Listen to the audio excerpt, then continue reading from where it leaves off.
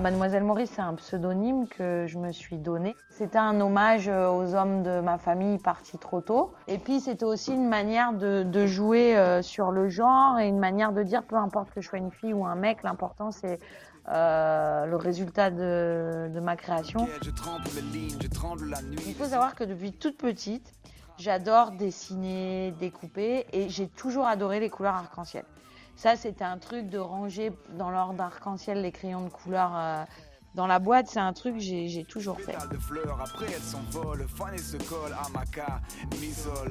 suis partie une année au Japon. La technique du pliage m'est tombée dessus, mais je pensais pas l'utiliser au départ quand j'étais là-bas. Je voyais des pliages en papier, je trouvais ça très poétique, très mignon, mais pour moi, voilà, ça restait mignon.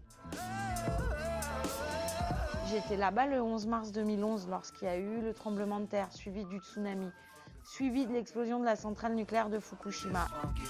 Au début, par contre, je ne travaillais pas avec les couleurs arc-en-ciel. Mes premières créations en pliage, elles étaient en monochrome blanc ou en monochrome vert, et ça me plaisait pas. Parce que dans la ville, j'intervenais sur le gris des murs. D'avoir ces monochromes, je trouvais ça triste. Alors que ces couleurs arc-en-ciel, de manière universelle, elles sont rattachées à quelque chose de positif. Le vivre ensemble, la paix, l'harmonie. Je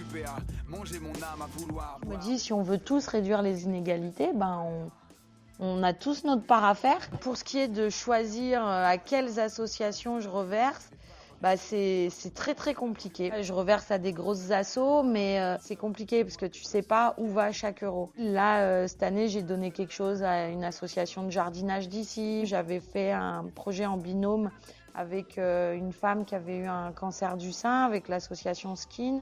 Il y a 2 ans, par exemple, j'avais soutenu l'association d'une amie qui aide les artistes éthiopiens à se faire connaître en Europe. Donc j'essaye, en fonction de ce que je fais, d'être cohérente. Je trouve que souvent, les artistes sont de toute façon solidaires dans leur démarche, et c'est d'autant plus vrai dans l'art urbain. L'art qu'on fait dans la rue, déjà, ne se possède pas. Donc déjà, à partir de là, c'est comme ceux qui font des graphes, des tags, c'est aussi un don. Je me fais donc appeler Mademoiselle Maurice et vous pouvez me mettre dans la case que vous voulez, mais je dirais que je suis bricoleuse et faiseuse d'arc-en-ciel.